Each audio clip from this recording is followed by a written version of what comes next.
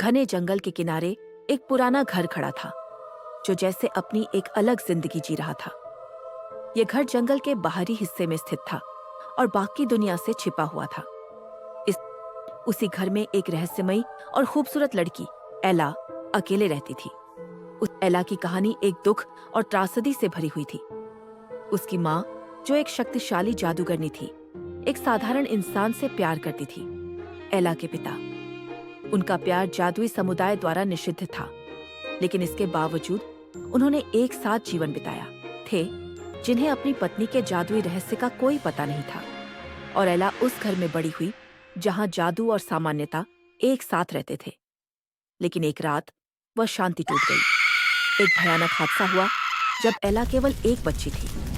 एक जादुई दुर्घटना में आग लगी जो उनके घर में फैल गई। एला की माँ ने उन्हें बचाने के लिए अपनी पूरी शक्ति लगा दी, लेकिन आग बहुत तेज थी और दोनों उसके माता पिता जलकर मर गए। हालांकि एला बच गई, लेकिन उसके दिल में एक गहरा घाव रह गया। गांव वाले कहते थे कि उसकी माँ के जादू ने ही आग लगाई थी, लेकिन एला जानती थी कि सच कुछ और था। आग उसकी माँ के जादू से नहीं लगी थी, बल्कि एक अंधेरे शक्ति ने उनके परिवार से बदला लेने के लिए इसे उत्पन्न किया था। उस रात के बाद एला अकेले उस पुराने घर में रहने लगी। अब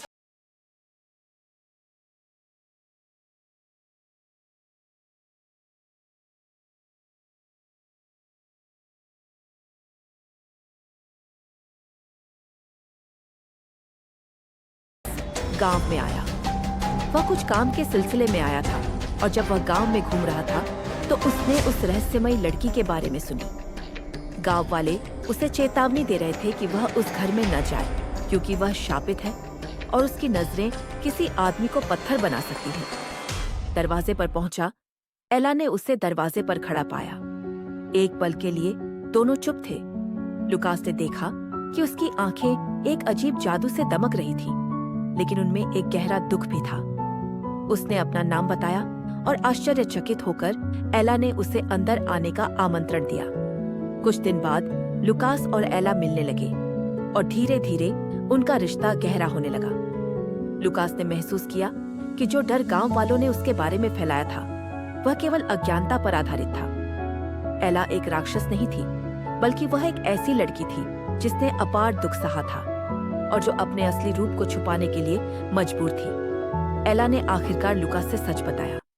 उसने अपनी माँ, अपने पिता की मौत और उस शाप के बारे में बताया जो उसे और उसके परिवार को तंग कर रहा था। लुकास ने धैर्यपूर्वक उसकी बात सुनी और उसे यह वचन दिया कि वह उसका साथ देगा और उसे उस शाप से मुक्ति दिलाएगा।